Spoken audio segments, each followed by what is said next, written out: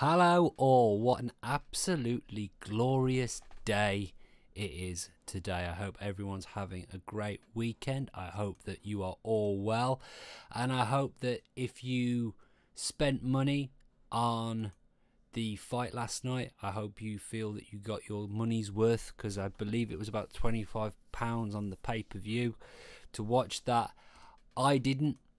I was at work last night, so even if I wanted to watch the fight, I didn't. I mean, I did get back before the ring walks and that, but to be honest, after I think 9 hours worth of going up to Manchester and then back to Birmingham last night, I was ready for a cup of tea and bed. So I just waited till this morning to have a look at Twitter, and then luckily for me, up on Facebook, someone that I know very well decided to put a link to the fight up on Facebook, and I've just watched the whole thing. I was planning on doing a preview of this fight last week. It was meant to happen so many times last week. I couldn't get it done. I couldn't get around to it. I did make certain predictions and made my feelings well known on Twitter and Facebook. I wanted a draw. I wanted another draw. I thought another draw would have been perfect for this to play out, this contest, this saga between these two men, because it would have upset the most amount of people. It really would have. It would have been beautiful. Another draw that had a tinge of controversy to it. Instead, though, we got a very dominant Tyson Fury victory. I would have also said on the preview there would be no bad outcome to this contest. There was no way that this contest could finish win, lose or draw, knockout, decision, someone falling out of the ring. There was no way that this contest could end badly. However this contest was going to end, it was going to be delightful. And I'll tell you why. Because one set, or both sets in the case of a draw, would be really salty and butthurt come the conclusion. And today it is the turn of the very, very, very deluded Deontay Wilder fans to be salty and butthurt that their man was completely exposed. And this is why it's such a great day for boxing. Before I go on, I'll say I don't want anyone to misconstrue my emotions or feelings about this fight. We've got to say congratulations to Tyson Fury. He won that fight fair and square. He went over to Vegas. He won the fight. And he was pretty much unscathed afterwards. He took a couple of shots, definitely. Deontay Wilder landed the odd punch within the first 2 or 3 rounds. But it was a shutout victory. The fight stopped in the 7th round. It was a complete shutout for Tyson Fury. Deserves the credit. He won the fight fair and square. But the best bit, the sweetness of the result of this fight is seeing a man that I believe to be one of the, or if maybe even the most overrated and protected and overhyped heavyweight title holder. I'm not calling him a champion. He was a title holder. He won a vacant belt off Bermane Stiverne. To see him finally exposed. Now you might be wondering about the title of this video, The Emperor Was Always Naked. The Emperor's New Clothes was one of my favourite stories, and it's such a perfect story that fits so well with politics and pop culture and all sorts of things. And it's basically, if you don't know what this story is, it's about an emperor who was going to have a parade in his honour. And he wanted to wear these amazing clothes. He wanted all the townsfolk or city folk or whoever it was to be in awe of these splendid robes that he was going to be wearing. And he went to these tailors to get these robes made. And the tailors knew that the emperor wasn't very clever. And they said, look, we're making these robes out of this fine material, but it's invisible to anyone that's stupid. If you're stupid, you cannot see these robes. They look see-through. So they're holding up these imaginary robes to the emperor, and because he doesn't want to be labelled as stupid, he goes, oh yeah, they look beautiful. They look fantastic. They're great clothes. And basically, the story ends up that he ends up walking naked down the street. And at first, there's a whole load of people that are going, oh, well, no, the emperor's robes look... The emperor's not naked. His clothes, his robes look amazing because I'm not stupid, I can see them. And all it takes is for one little boy to come out of the crowd and points at the emperor, and he says, the emperor is naked. The emperor is stark, Billy Balls naked. And then everyone starts to laugh, and the emperor is exposed. And this is what happened. This has been the story of Deontay Wilder's career. People like me, and I'm still getting it on Twitter today, people saying that this victory from Tyson Fury is this world-beating, amazing victory. Ben Davidson, Fury's former trainer, saying there should be a parade in Fury's honour. He beat Deontay Wilder. This guy is a complete borderline fraud. Look at Deontay Wilder's record. 42 wins, 41 KOs, and as of last night, 1 loss. Out of those 41 KOs, look at the list of names. It is... what is on there? Luis Ortiz, who had him in trouble in the first fight but didn't have the gas to finish the job in the following round. Ortiz, who also failed numerous drug tests, and no one actually knows how old the guy is. Dominic Breazeale, a guy that Anthony Joshua destroyed, absolutely annihilated in his 15th fight or something ridiculous like that. Bermane Stiverne twice, Gerald Washington, Chris Arreola, Arthur Spuker. None of these guys are anything. They're absolutely nothing. So for ages I've said, look, Deontay Wilder, his footwork isn't very good. He's got no defense. He's got no punch variety. His jab isn't very good. He's got no head movement. All he's got is a right hand. And he was just waiting. He was just waiting to be exposed. And that's what happened last night. It wasn't a particularly great performance from Tyson Fury. People can go on about how brilliant a performance it was from Tyson Fury all they like. I don't care. After the round 2, Deontay Wilder was no longer competitive because he's got such a bad and low ring IQ. He couldn't adapt. There was no plan. Plan A is hit the opponent with the right hand and hope he goes down. There's no plan B, plan C. His corner were completely inept, and it didn't matter anyway, because even if the corner said to him, gave him some sort of tactical and technical advice, Deontay Wilder hasn't got the skills to employ it anyway. So really, at the end of each round, all the corner could do for Deontay Wilder was sort of mop him up and try and clean up his ear a little bit, and tell him to walk forward and try and land the right hand, which Fury had took away from him. Fury beat a guy who had no footwork, no defense, no head movement, no cardiovascular ability, no jab, no punch variety, and no ring IQ. That's who Tyson Fury beat last night. And I'm meant to think that this is some world-beating, amazing underdog story performance. It wasn't. Tyson Fury should be beating, as technically good as Tyson Fury is, and as we're told he is, and how, Frank Warren and BT Sport put on Twitter all the time these ridiculous propaganda type videos and posts about, remember the time that Tyson Fury went into the Matrix, and they put up some silly doctored video of Tyson Fury avoiding shots from a guy like Schwartz or Pianetta, and we're that's amazing, it was all garbage. It's always been garbage. And look, Tyson Fury won the fight. He did what he needed to do, but what did he beat last night? Deontay Wilder is nothing. And to be honest, I think Deontay Wilder's career is pretty much over here. He's got no belt. Who's he going to box now? He's going to go box. Is he going to get a third fight with Bermane Stiverne maybe? And how many tickets is that really going to sell? You know, it ain't going to be another pay-per-view sold out house in Las Vegas. That last night was probably the pinnacle of Deontay Wilder's career.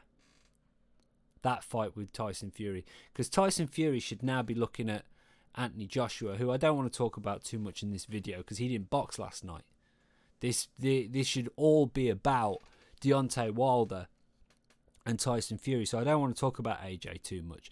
But that's the no-brainer. It's the most money by a long way, and it always has been. We're talking tens of millions. And maybe, I mean, it's not going to be one fight, it's going to be 2 or 3. If Eddie Hearn and Frank Warren like money as much as I think they do, both of them are going to want 3 fights, which is going to take it into the hundreds of millions, right? So that's where Tyson Fury's going. It's a no-brainer. It's what the whole boxing public wants to see. And it can take place in stadiums. It can take place anywhere in the world. It's going to go to the highest bidder. Obviously, we want to see it, the first fight anyway, in Wembley Stadium. But you can bet your little behind that Saudi Arabia will be throwing their money about. They'll want it. Vegas, of course, they're going to want one. So maybe we'll see one in Wembley, one in Vegas, one in Saudi Arabia. Who knows? They'll go where the money is. But that locks up Fury and Joshua for the next couple of years. Hopefully we get the first of those fights this year. I don't know who's going to win. It'll be interesting. I think it'll be competitive, and may the best man win. And I hope whoever does win wins it fair and square, and we get a good, entertaining, fair-fought contest. But as I said, where's that leave Deontay Wilder? If he's lucky, he might get a fight with Dillian Whyte, possibly. But the thing is, the cat's out of the bag now. I believe that Dillian Whyte beats Deontay Wilder. I believe that Ruiz, if Ruiz Jr. really wants to try and get some redemption, get himself into shape and all that sort of thing, I believe he could knock out Deontay Wilder because he's got hands. He's got a bit of skill. He's got a bit of ring smarts. He could probably do the job. I mean, look, Frank Warren should just say to hell with it. Wilder's that exposed now.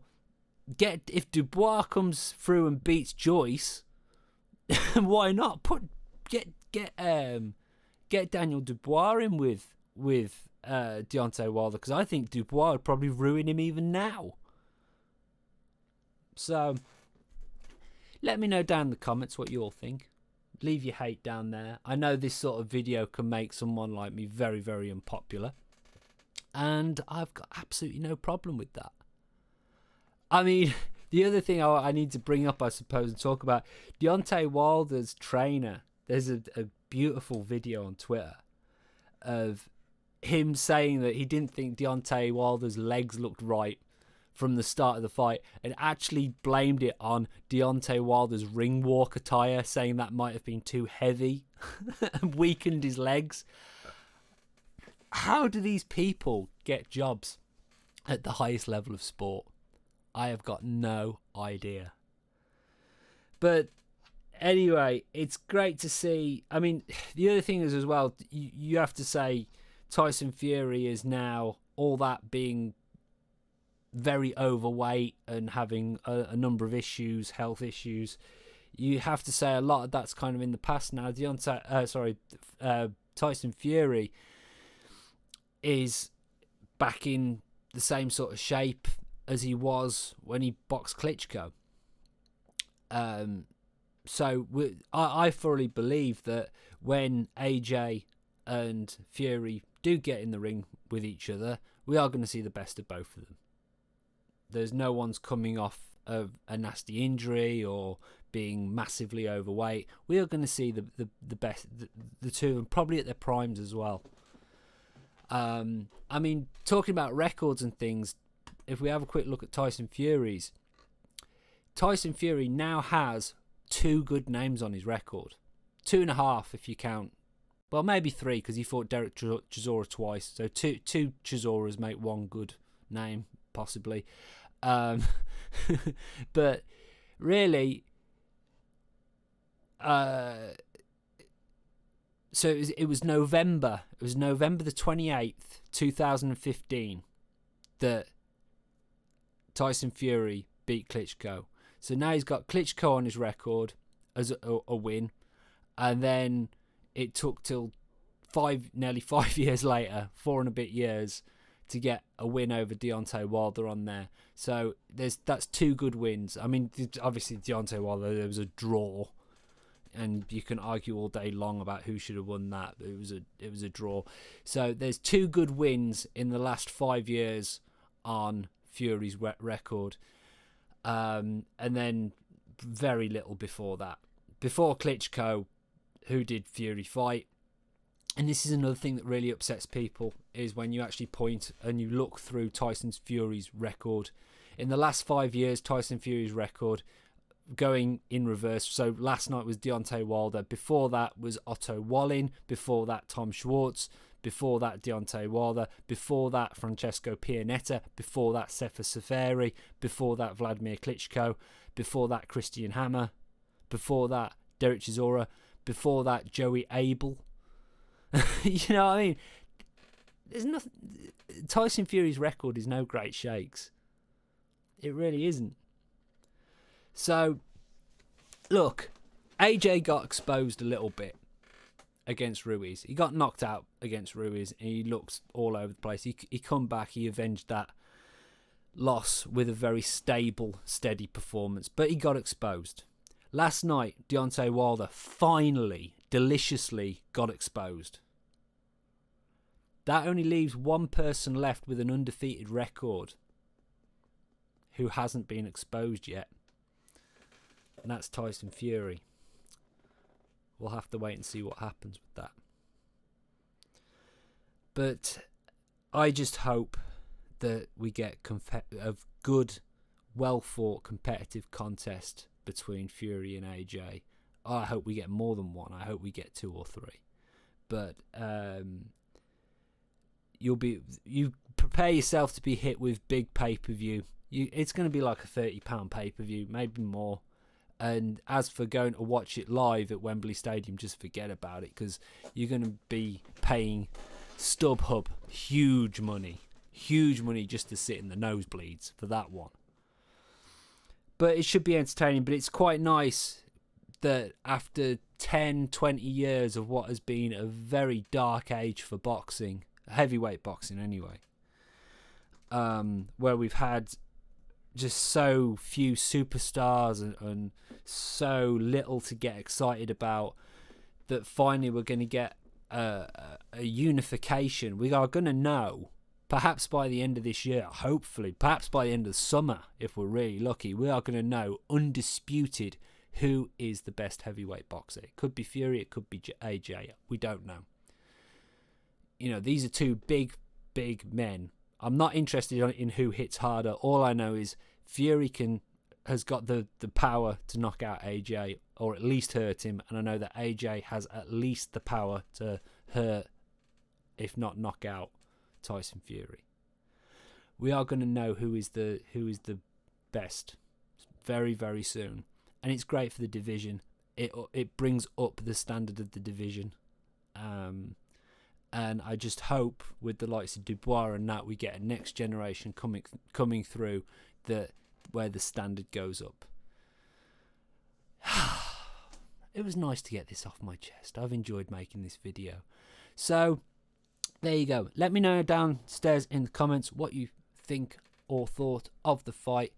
Happy that Fury won? Are you gutted that Deontay Wilder lost? Are you as happy as I am that Deontay Wilder got completely exposed? Feel free to tell me what you think will happen between AJ and Tyson Fury.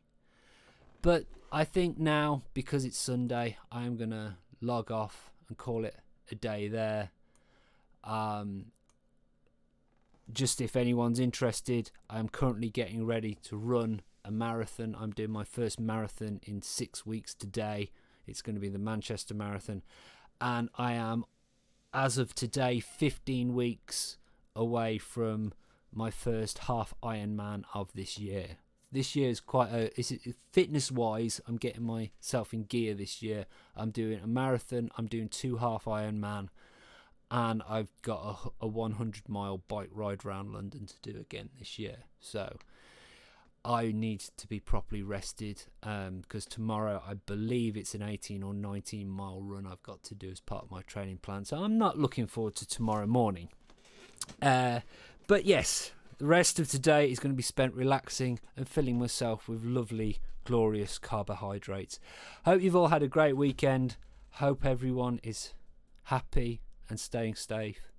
See you all again soon. Take care. Goodbye.